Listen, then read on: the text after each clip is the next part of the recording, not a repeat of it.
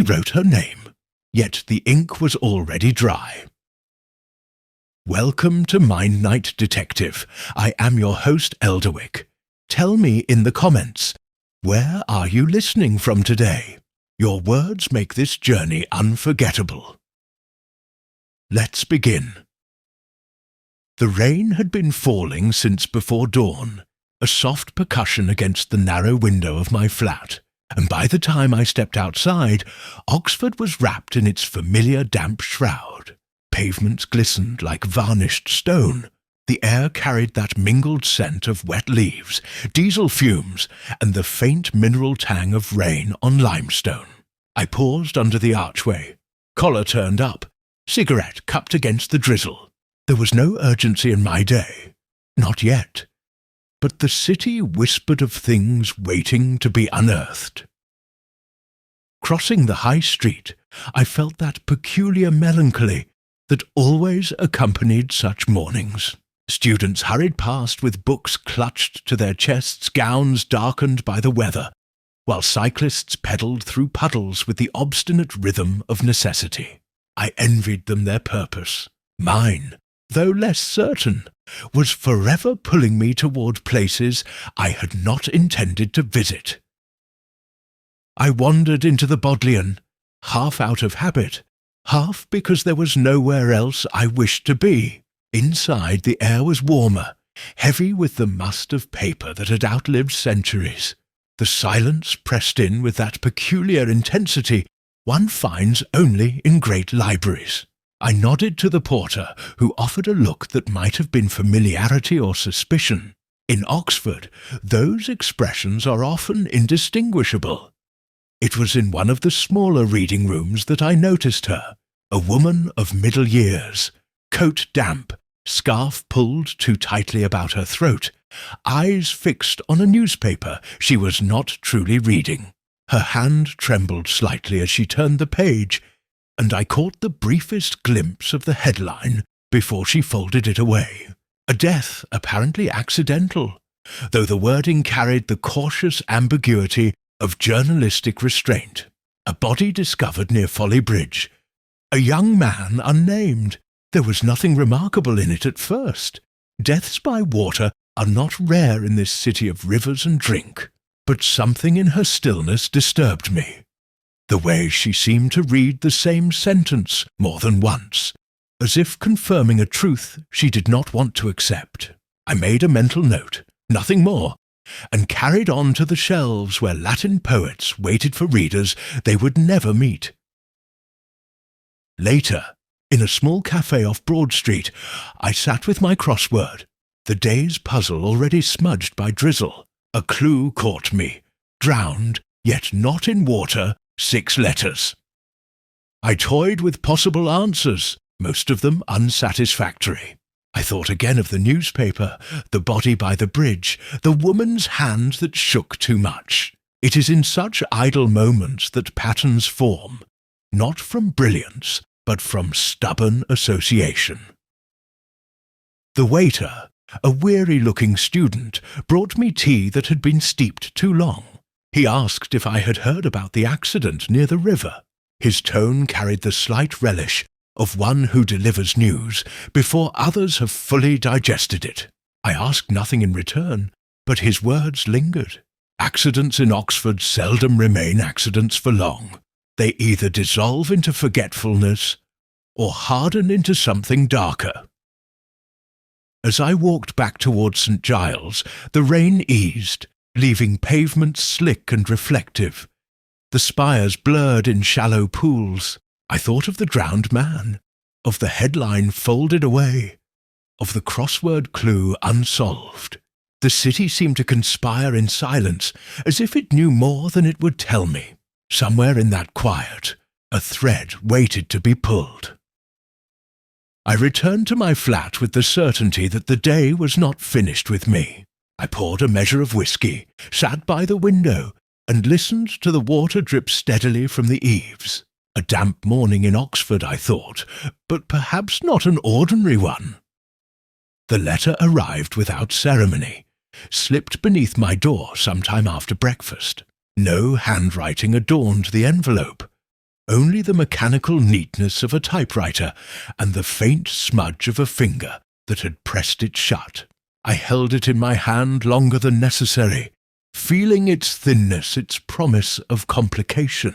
A policeman learns to sense weight not merely by touch, but by consequence. This one was light enough to float, yet heavy with what it suggested. Inside, the message was brief, a name, or what might have been a name. The drowned man, it implied, was not anonymous at all, and a warning, though delivered without flourish. Truth lies in the cloisters. No signature, no return address, only that chill brevity that unsettles more than paragraphs ever could. I should have passed it on to the appropriate desk, entered it into the machine that keeps official records in order. Instead, I folded it carefully into my pocket and walked out into the misting rain, heading toward the college named at the bottom of the page. These choices, made so casually at the time, acquire a heavier shade when recalled later. The college sat slightly withdrawn from the main road, its walls dark with centuries of damp, its quad empty except for the scatter of pigeons that seemed too comfortable to move. I signed the porter's book with an illegible hand. He looked at me with the same blend of boredom and suspicion one reserves for men who arrive with no appointment. I asked after a tutor whose name I had not spoken aloud in years. He blinked as though retrieving a memory best left buried, then directed me toward a staircase that smelled faintly of polish and forgotten raincoats. The room, when I reached it, was half in shadow, lined with shelves that bowed under the weight of books. A fire struggled in the grate, more smoke than flame. He greeted me with the politeness of habit rather than desire, his voice low, careful, as though conversation might draw unwanted listeners from the stone. We spoke of the drowned man, though not directly. He asked if accidents had become fashionable again. I replied that Oxford had always been a city that preferred mysteries to answers. At one point, as he shifted in his chair, I noticed his hands, ink-stained, restless, moving across the desk in small, nervous arcs. One finger lingered on an envelope not unlike the one that had arrived at my door. My eyes caught the movement.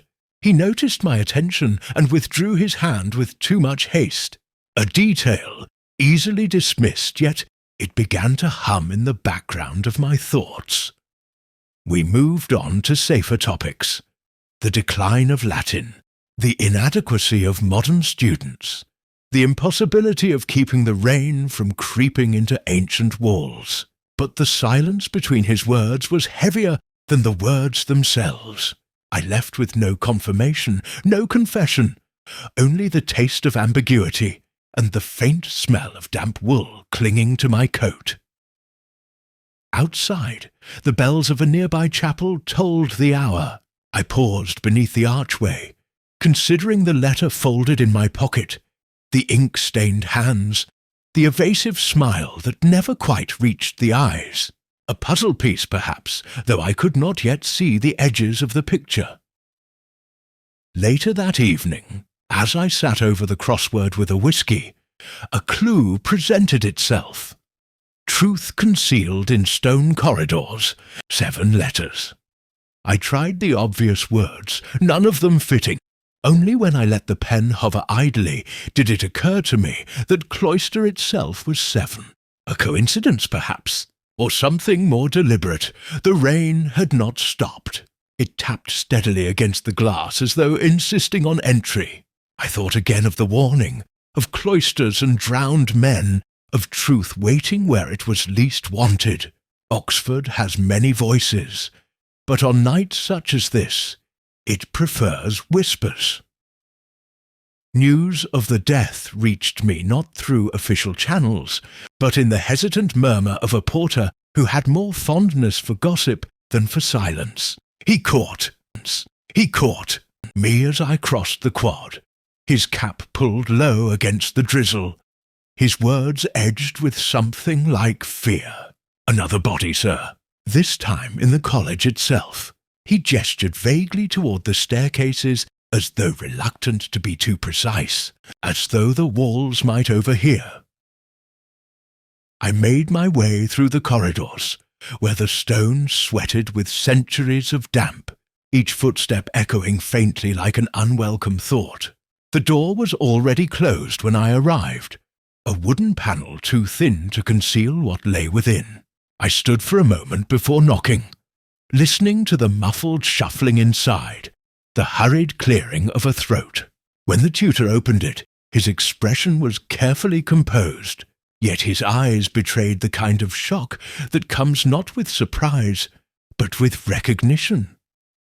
The room smelled of extinguished candles, and something sharper, brandy perhaps, spilled hastily across the rug. On the bed lay the figure of a man, his face turned away from the light, his posture oddly serene. The doctor, summoned too late, declared what we all knew. The heart had stopped. Whether through illness or intervention, he would not say. I watched the movement of his hands as he rearranged the body, too meticulous for mere procedure, as if hoping to erase the lingering trace of someone else's touch. There were no obvious signs of violence, but the details troubled me. A glass half full on the bedside table, no bottle to accompany it, papers scattered across the desk, though none bore handwriting more recent than weeks ago, and a window locked from the inside, though the latch was clean of dust, as if recently disturbed. The tutor muttered something about overwork, the strain of examinations, the loneliness of academic life.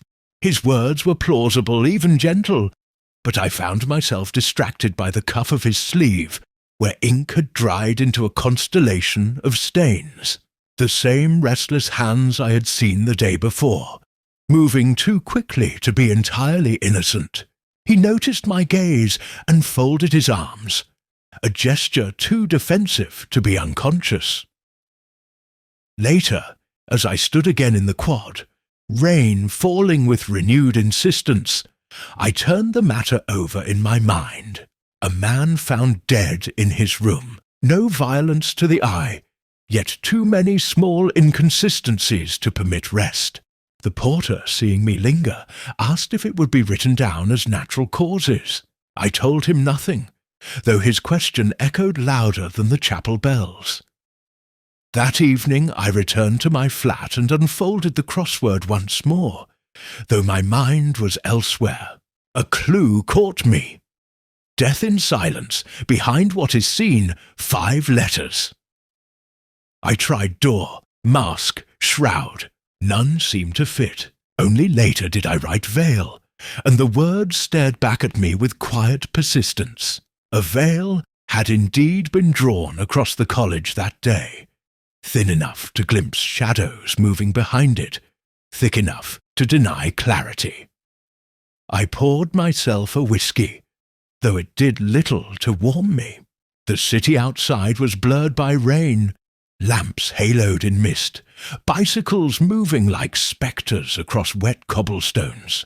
Oxford holds its secrets tightly, and when it does release them, it is never without cruelty. I thought of the body on the bed, of the tutor's ink-stained hands, of the window locked yet touched, and of the silence that pressed heavier than speech.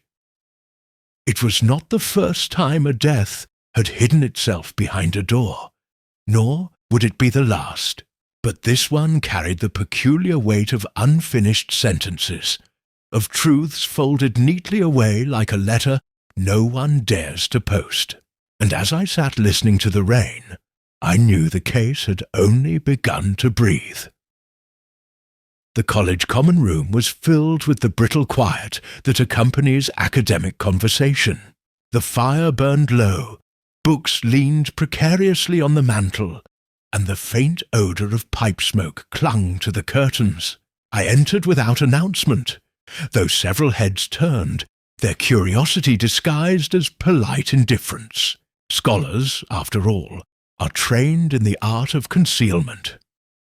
I sat among them as though I too belonged to this fraternity of forgotten debates and unfinished essays. A glass of indifferent sherry was pressed into my hand by a junior fellow who muttered something about the tragic circumstances of the last few days. His tone was rehearsed, neither warm nor hostile, but tinged with the relief of someone who still breathes, while another no longer does. The talk moved swiftly, as though by prior agreement, from examinations to funding, from rumours of staff appointments to the architectural decay of the chapel roof. Yet beneath these trivialities ran a current too steady to be ignored. Every so often a name slipped, a nervous glance darted, a silence settled where speech might have been expected. The drowned man was never mentioned outright, nor the figure found lifeless behind the door, but their absence was more eloquent than remembrance. I asked a question, lightly, about the dead man's habits, his scholarship, his place within this cloistered hierarchy. A senior tutor, grey-bearded and weary-eyed, remarked that the young are often too ambitious, too frail for the weight of expectation. Another, sharper in tongue, suggested that solitude breeds both brilliance and despair. Neither sounded convinced by their own explanations, but both seemed satisfied that I might be. There was, however, one woman, a lecturer in modern history, who spoke little, her gaze fixed on the rim of her glass. I recalled her face from earlier days, glimpsed in lecture halls where the light fell differently. When I asked gently whether she had known him well, her answer came too quickly, too neatly. Only a student, she said, like so many others. Her hands, however, betrayed her, folding the napkin on her lap with an insistence that made the fabric resemble a letter creased and recreased. I took note, though said nothing. In such rooms, silence serves better than interrogation. Later, in the cloisters, my footsteps echoed alone. Rain had begun again, pattering against the leaded windows, carrying with it the odour of damp earth and stone. I paused where two staircases diverged, recalling the locked window in the room of the deceased, the clean latch that suggested recent disturbance. Such details rarely parade themselves. They whisper, faint as chalk marks on an old board. Back in my flat, I turned to the crossword once more. A clue lingered unresolved. Those who watch yet conceal. 8 letters. I considered the possibilities. Scholars, perhaps, or suspects. The two seemed interchangeable tonight. When I finally entered donhood across the grid, I smiled faintly at its ambiguity. A don may be scholar, suspect, or both, depending on where one stands. I thought again of the common room, the carefully chosen words, the silences that weighed heavier, the restless folding of a napkin. These fragments offered no solution, no revelation, but they flickered like candlelight against a draught, enough to remind me that beneath Oxford's serene facades lay untidy truths, rarely confessed, often buried in footnotes. The whisky was poor consolation, though it dulled the edges of the day. I sat with the glass in hand, listening to the rain tap steadily against the sill. Scholars and suspects, they were often the same, cloaked in the authority of books, yet vulnerable to the same human failings as any drunkard outside a city pub. I wondered how many of them carried secrets heavier than the stones that sheltered them. How many wore scholarship like a mask, polished for the world, while despair brewed unseen beneath. The city sighed with the rain, and I let it. Some answers wait, some deceive, and some dissolve altogether. That night I felt certain only of one thing. Oxford had offered me a room full of suspects, and every one of them preferred the comfort of scholarship to the weight of truth. I had carried the crossword with me all day, folded into my pocket until the paper softened, the edges frayed by the damp. The grid, half completed, seemed more companion than puzzle, its unsolved clues waiting with the patience of old friends. It was late when I unfolded it again. The city outside already surrendered to rain and silence, the only sound the occasional splash of tires across wet tarmac. The clue was deceptively simple. Truth disguised in learning, 9 letters. I stared at it as whiskey warmed my hand, the fire reduced to a faint glow in the grate. My first attempt had been scholarship. Too obvious, too long. Later, deception had suggested itself, but it lacked elegance. I let the pen hover, while my thoughts drifted back through the day. Through the voices of dons and lecturers, through their hesitations, through the woman's restless folding of a napkin, until it resembled something not unlike this very puzzle. Crosswords, like Oxford itself, are games of concealment. Answers hide in plain sight, disguised by wit or structure, revealed only when one allows the mind to bend. The dead too conceal their truths.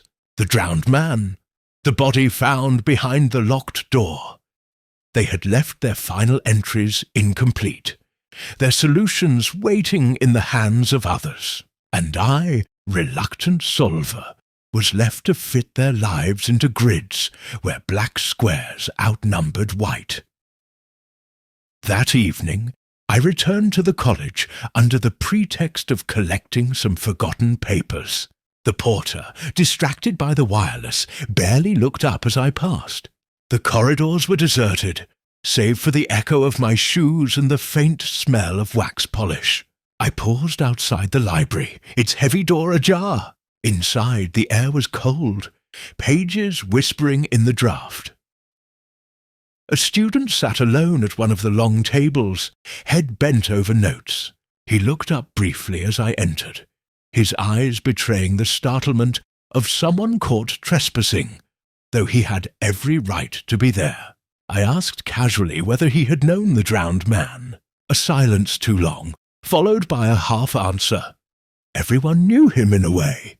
That vague, evasive tone was common enough in Oxford, where to know someone often meant little more than passing them in a cloister. But his hand, I noticed, moved instinctively to shield the page he had been writing, as though the words themselves might betray him. It was not the words I saw, but the doodle in the margin, a grid of squares, some black, some white, too regular to be careless. A crossword, sketched without thought, but the symmetry unmistakable. I asked nothing more. He gathered his things quickly, muttered a farewell, and left the library with unnecessary haste. I sat at his place, the page still faintly warm, and looked at the half-drawn puzzle. A private amusement, perhaps, or an echo of the very one I carried folded in my pocket. Back in my flat, I returned to the clue. Truth disguised in learning, 9 letters. The answer came suddenly, not with triumph, but with inevitability. Pedagogue. A teacher, one who instructs, but also within the clue, one who disguises truth beneath method, who teaches while concealing. It fitted too neatly to be coincidence. I wrote it in carefully, the letters filling the grid with quiet finality. Yet the satisfaction was hollow. The words seemed to whisper of more than the puzzle, pointing back to the lecture halls, the common room, the ink-stained tutor with his restless hands. The crossword, it seemed, had provided not just amusement, but direction. I sat long into the night, the rain tapping its own rhythm against the panes, the whiskey glass empty. Answers, in crosswords and in life, are never final. They solve one clue, only to leave another dangling. I thought again of the drowned man, of cloisters and corridors, of doors closed too quickly. The city slept under rain, but Oxford never truly sleeps. Its puzzles multiply, waiting, patient, for those too restless to ignore them. The matter of the will was first whispered to me in the porter's lodge, between the cough of a coal fire and the scratch of a pen across the duty book. He spoke as though remarking on the weather, yet his eyes flickered to the corners of the room as if afraid of echoes. There had been papers, he said, a legacy of sorts. The drowned man had not been quite so destitute as appearances suggested. I left the lodge with the faint taste of suspicion lingering like cheap tobacco. In Oxford, wills are seldom merely legal instruments. They are mirrors reflecting grievances, half-forgotten loyalties, and the petty ambitions of those who measure their lives against Latin mottos carved in stone. Later, in the dusty anteroom of a solicitor whose practice had survived more centuries than his ledgers could hold, I was shown the document. It was brief, typed with mechanical precision, and bore a signature that leaned uncertainly forward, as though reluctant to commit itself. The sum, though not vast, was sufficient to provoke curiosity. Bequeathed to the very tutor, whose hands I had already watched with too much interest. I turned the pages slowly, aware of the solicitor's eyes upon me, his manner that of a man who deals in secrets, yet prefers not to know them. When I asked whether the student had spoken often of his intentions, he shook his head. Barely at all, he said, and never in a tone that suggested generosity. Back in the college, I found the tutor pacing the cloisters, his gown trailing like a reluctant shadow. He greeted me with exaggerated civility, then remarked that the will was a tragic mistake, the misguided affection of a young man too grateful for guidance. His words were rehearsed, their edges smoothed by repetition, yet his eyes betrayed irritation at having to repeat them at all. We walked together through the quad, rain dripping from the carved heads that lined the stone walls. I asked if he had been aware of the bequest before the death. He paused briefly before answering. Only rumours, he said. Nothing substantial. His sleeve brushed against mine as we walked, and I noticed again the faint traces of ink, stubborn stains that spoke of long hours alone, or of something written in haste. The will, I thought, was too neat, too well-timed. It offered a motive, certainly, but one that seemed too conveniently placed, as though arranged for my benefit. A red herring, the phrase formed itself unbidden, and with it came the familiar suspicion that the truth, whatever it was, had been carefully obscured behind a screen of plausibility. That evening I sat again with the crossword, the clue, false lead in testament, 7 letters. I tried legacy, codicil, benefic. None fitted.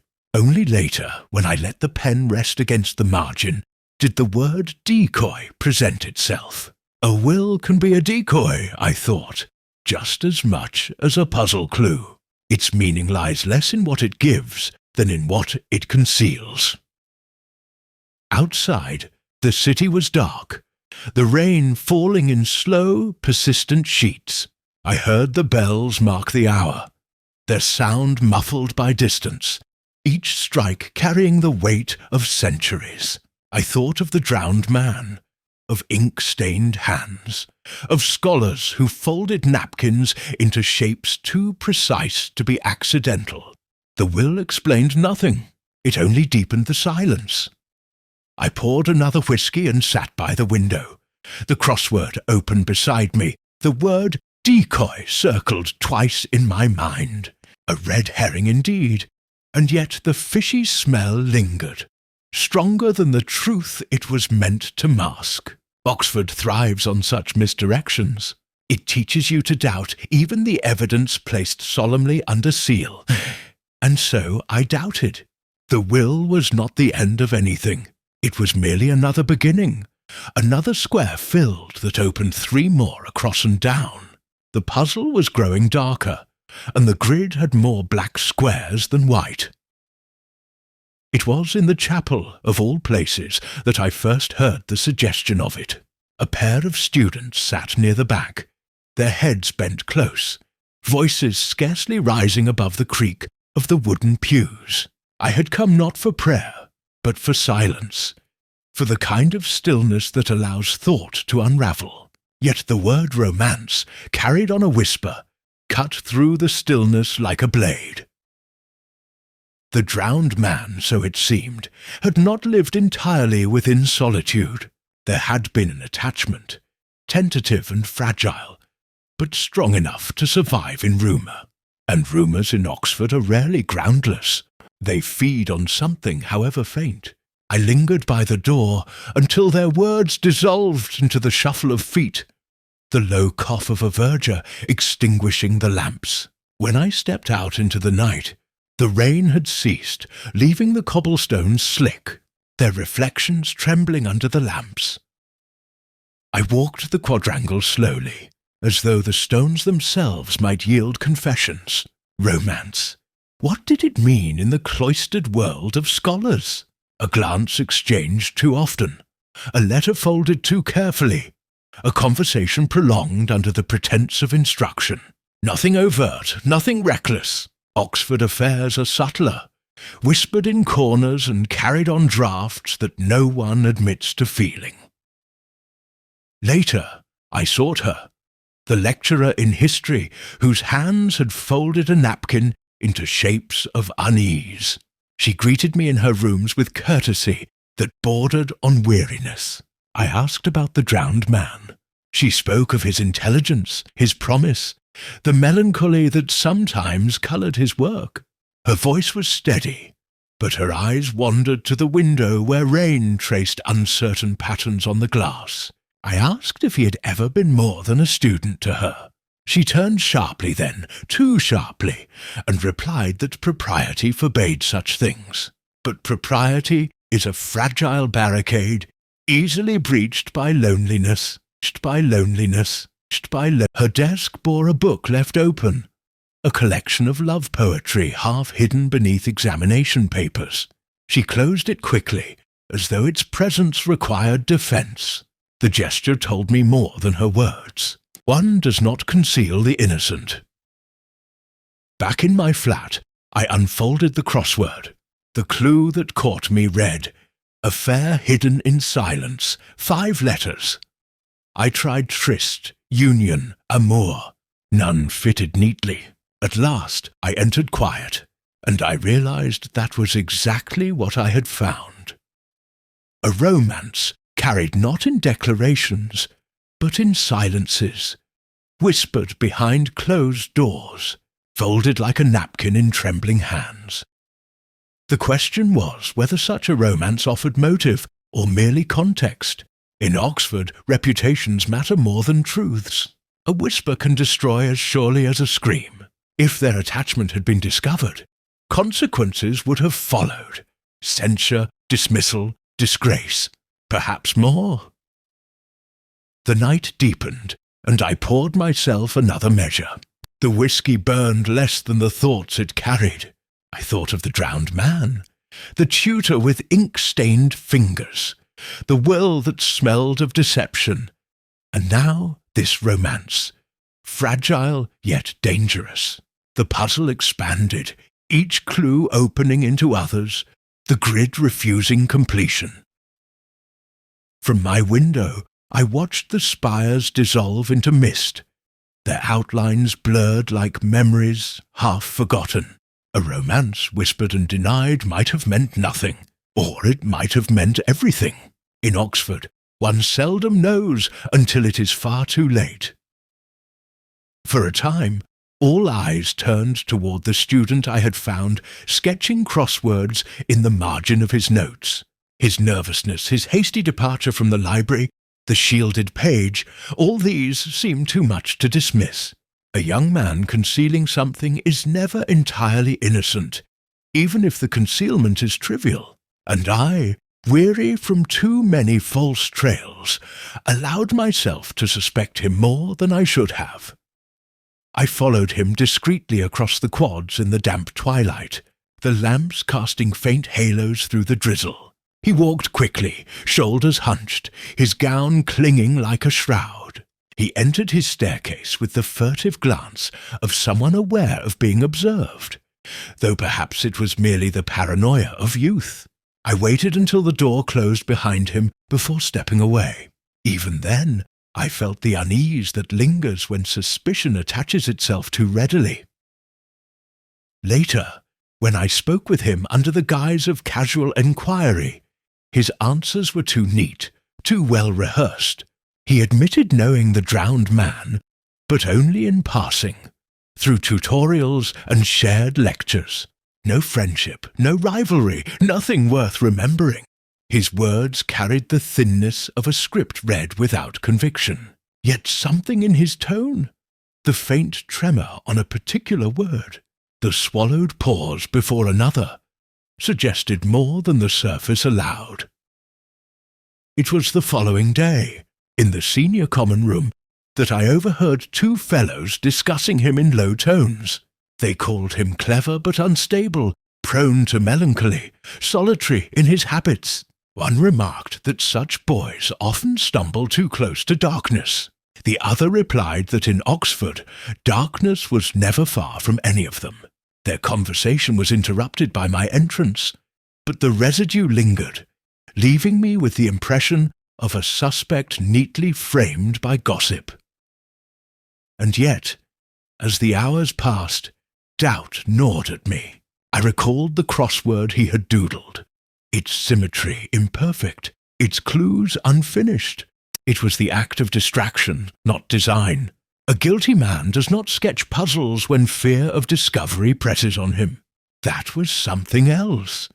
The idle fidget of a mind restless but not murderous.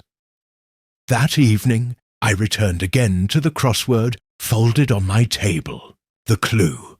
Error in judgment. 7 letters. I wrote suspect almost without thinking. The irony was not lost on me. To suspect is itself an error when misapplied. To fit the wrong man into the wrong grid is to distort the puzzle beyond recognition. I stared at the word until the letters blurred, then crossed it out. The true answer, I realized, was mistake, and I had made one. The student, whatever his secrets, was not the hand behind death. His nervousness was the nervousness of youth under scrutiny, not of guilt hiding in shadow. My attention had strayed too easily, seduced by the comfort of an obvious target. Oxford thrives on such misdirections, serving up convenient villains for those unwilling to look deeper. When I next passed his staircase, the window was open, a lamp burning dimly within. His figure bent over books, silent and still. No criminal, only another boy drowning quietly in scholarship and solitude. I moved on, chastened by my own haste. Back in my flat, the rain had begun again, tapping against the glass with the persistence of an unanswered question. I poured whiskey, though it offered little solace. The case, already murky, had grown darker for my misstep. The wrong suspect had absorbed my attention, and while I lingered there, the true answer slipped further from reach. In Oxford, one learns to distrust clarity. It is the blurred outline, the whispered half-truth that carries weight. And as I sat with the crossword abandoned beside me, I felt again that uneasy certainty. The puzzle remained unsolved, and I had only deepened its shadows. It arrived not through official channels, but slipped quietly into my hand by the college porter, who seemed relieved to be rid of it. A photograph, no more than 3 by 4 inches, its edges curled with damp, the surface blurred where fingers had pressed too often. I stood beneath the archway of the lodge and studied it in the half-light, rain dripping steadily from the stone gargoyles above. The image was simple enough. A group gathered outside the library, gowns flaring in the wind, faces half caught in laughter. At first it seemed the ordinary vanity of youth, a snapshot with no consequence. But my eyes were drawn to the drowned man standing slightly apart, his expression guarded, as though reluctant to be captured. Beside him, almost touching, stood the history lecturer, their shoulders brushed, and though her gaze was elsewhere, her hand rested on a folded book that angled toward him. Too intimate, too deliberate. It might have been nothing, a coincidence of posture, the trick of light. But in Oxford, one learns that photographs often betray what words conceal. I slipped it into my coat and walked out into the quadrangle, the drizzle blurring the flagstones until they reflected the spires like broken glass. Later, in my flat, I placed the photograph on the table beside the crossword, pouring whiskey while the city groaned under the weight of rain. I stared at the faces until they began to shift in meaning. The drowned man, solemn, detached, already fading from the edges of the group. The lecturer, intent, present, and yet somehow removed. And in the far corner, almost cropped from view, the ink-stained tutor. His glance not toward the camera, but toward the two of them. That, more than the closeness of shoulders, unsettled me. A man watching from the edge is rarely watching idly. The crossword clue that evening was cruelly apt. A picture's truth, distorted by shadow, 10 letters. I tried reflection, deception, impression. None quite fit. Only when I let the pen wander did the answer emerge. Photograph itself, but broken into parts. Photo, graph, light written. A photograph is light made permanent, but light too can lie. The next morning I carried the photograph back to the college, showing it to no one until I encountered the lecturer herself in the cloisters. She glanced at it briefly, too briefly, before handing it back. She said she remembered nothing unusual about the day it was taken, only the ordinary gathering of scholars. Yet as she spoke, her fingers brushed her scarf repeatedly, a nervous tick I had not seen before. I asked nothing further. Her silence was heavier than her words. I lingered later in the library where the photograph had been taken. The floorboards creaked with the slow complaint of centuries.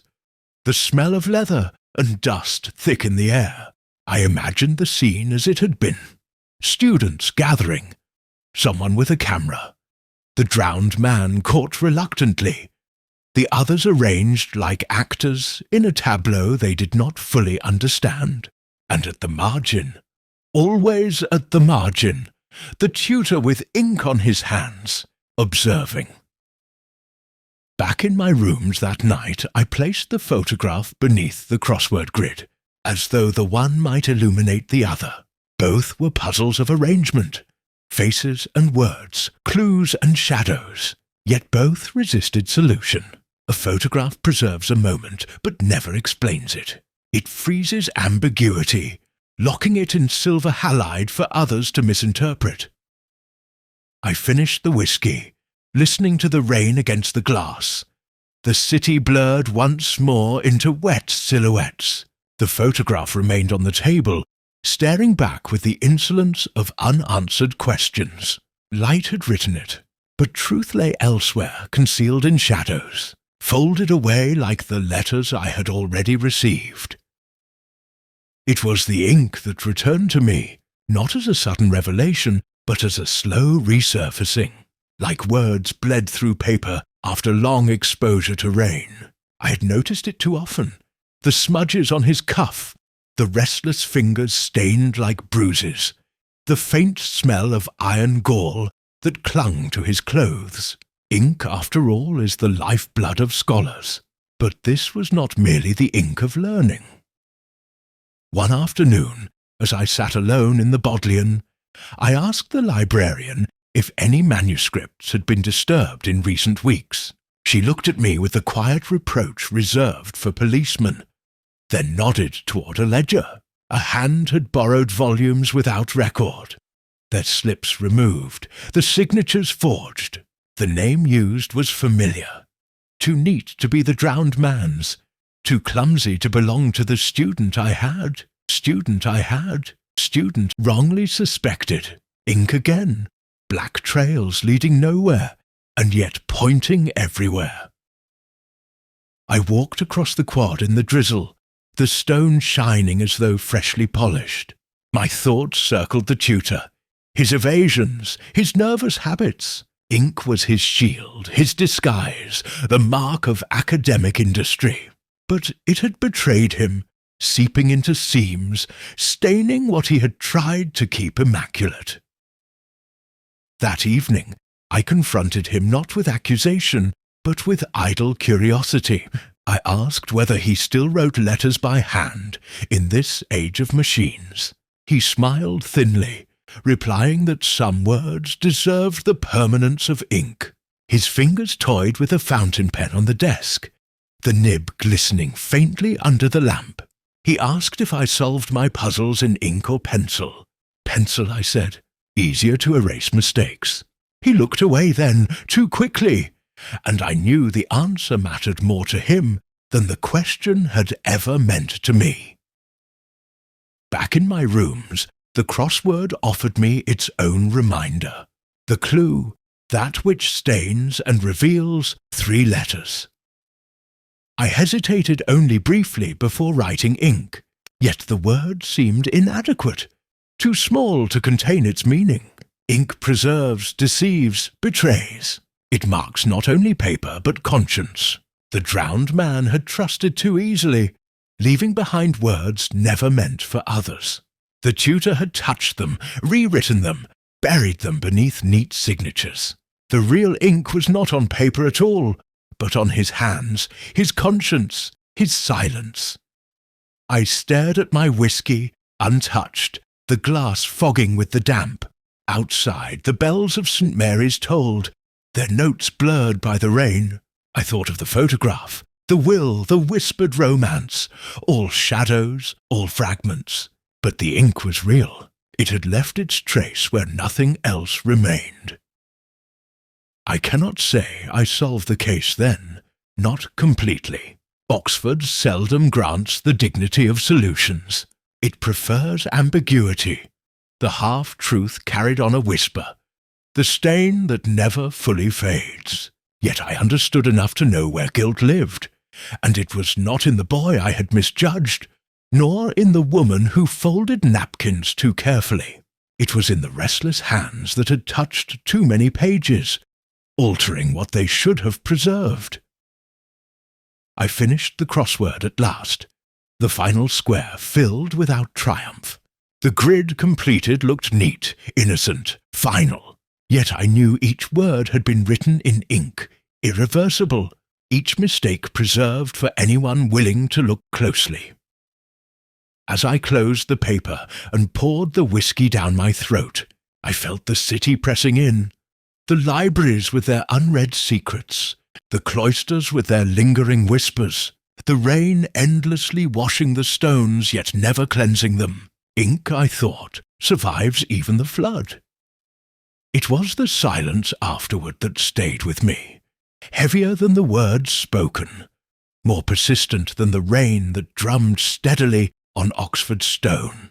The case had not resolved itself neatly, nor had I expected it to. What lingered was the ache, a dull throb that accompanied me through corridors, across quads, and into the solitude of my rooms. The drowned man remained in my thoughts. His face, half turned from the light in the photograph, haunted me. A boy who had carried both promise and despair, whose life had ended too soon, too quietly. Behind his death stretched a shadow of others, tutors, lovers, colleagues, all entangled in secrecy. I had glimpsed pieces of the puzzle, fragments of guilt, but nothing as final as truth. Oxford rarely offered such luxuries. I sat by the fire, my crossword unfolded on the arm of the chair. The clue waiting there seemed addressed to me. Lingering pain. 5 letters. The answer came easily enough. Ache. Yet writing it down gave me no satisfaction. The word was too personal, too close to what I felt pressing against my ribs. A quiet ache indeed, one that belonged as much to me as to the case. Whiskey in hand, I let my mind wander through the days past.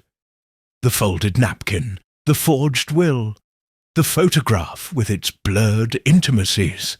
Each moment carried weight, but none bore the full burden alone. Perhaps truth was not a single point, but a constellation, glimpsed only from a distance, its pattern never entirely visible from the ground. The city outside seemed to conspire with my thoughts. Rain slicked the pavements. Bicycles leaned against railings with dripping tires, and the air smelled of damp wool and extinguished fires. Students hurried by, their laughter sharp against the gloom, unaware, or pretending to be, that death had brushed so close to their cloisters. At times I wondered whether my interest in these puzzles was professional duty or personal refuge. To bury myself in clues and crosswords, in whispered romances and ink-stained hands, was to avoid the emptiness of my own rooms. The ache, I knew, was not only for the dead, but for myself, for the years that had slipped quietly away, leaving me with more silence than company. The history lecturer came to mind again, her quick denial, her restless scarf. Did she grieve secretly for the boy? Did she love him? Or did she simply need someone to remember her? I would never know. Such questions remain unanswered, left behind in corridors like drafts that never reach their reader. In the end, I closed the crossword without finishing it. The grid remained incomplete, a mirror of the case itself. Some answers had come, others had not. Yet I felt no urge to press further. The ache was enough. The awareness that life seldom offers resolution. Only fragments, shadows, impressions. I poured the last of the whiskey, the glass heavy in my hand. Outside, the bells marked the hour, their tones softened by the rain. I thought of the drowned man, of the ink-stained tutor, of the photograph folded once more in my pocket, and I thought of myself, sitting alone in a room where the silence grew thicker with every tick of the clock. The ache would remain, I knew. It was the companion of all my days, not unwelcome but persistent, like a scar one forgets until the weather changes. And so I sat, letting it settle into me, listening to the rain on the window and the fire's faint sigh. Oxford, with its secrets and silences, had given me another puzzle, unfinished as ever. The final detail came to me not with the sudden clarity of revelation, but with the weary inevitability of something that had been waiting all along. Ink again, always the ink, not the smudge on the cuff, nor the stains on restless fingers, but the stillness of it, the way it no longer bled, no longer shone beneath the lamp. The ink was dry. I had been shown a letter, pressed upon me by the tutor as evidence of innocence, a note written by the drowned man, dated only days before his death, words meant to suggest calm intention, a mind untroubled, a man not ready to surrender himself to the water. The script was neat, too neat. When I touched it, the fibres held no softness of recent writing. The strokes had hardened long ago. The sheen vanished. Words preserved but not alive. Later, in my flat, I unfolded the crossword once more. The clue waiting was cruel in its aptness.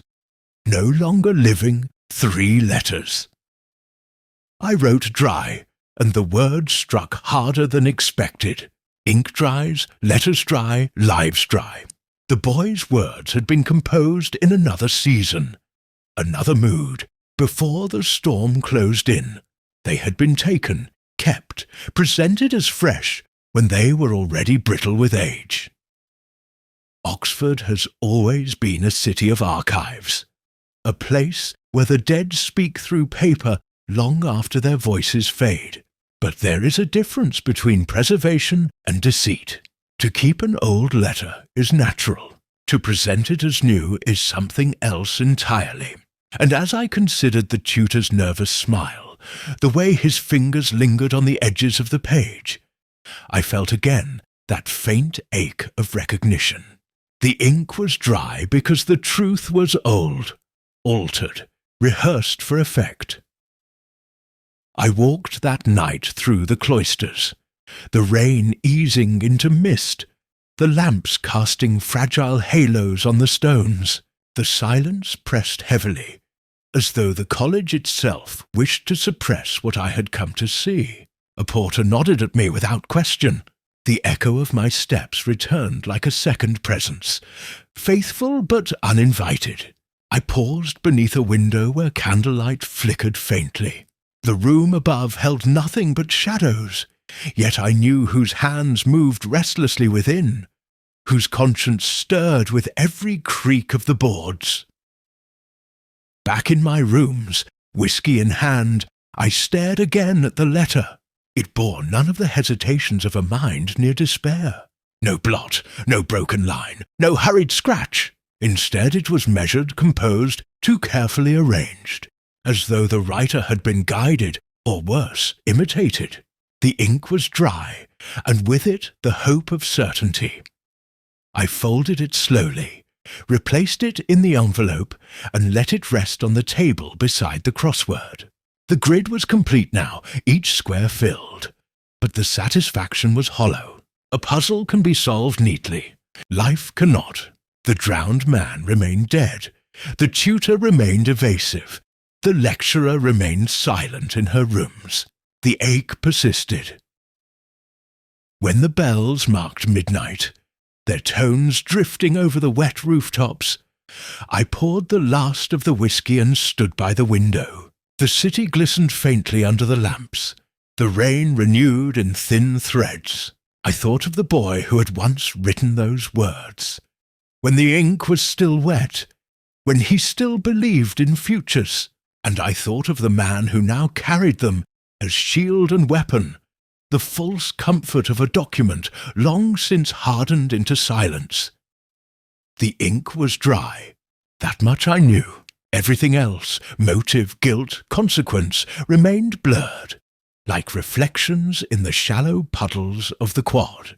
Oxford offers no absolution, only fragments, and I was left holding one more fragment, sharp enough to cut, too small to complete the whole, to complete the whole, to complete